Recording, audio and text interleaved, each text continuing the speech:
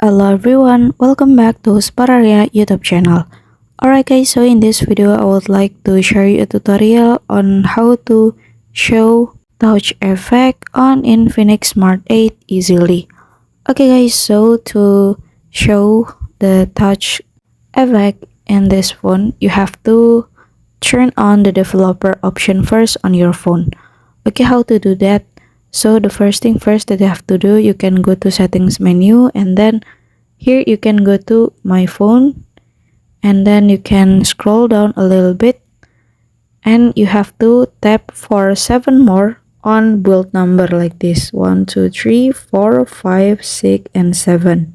Okay, and then enter your numeric password first, and then when you're finished going on, and then now you are a developer. So to open the menu, you can scroll down till the bottom, and then you can go to system, and yeah, here the developer option. And after that, here you can scroll down and you can find about menu, show tabs on the screen. Okay, over here you can turn it on.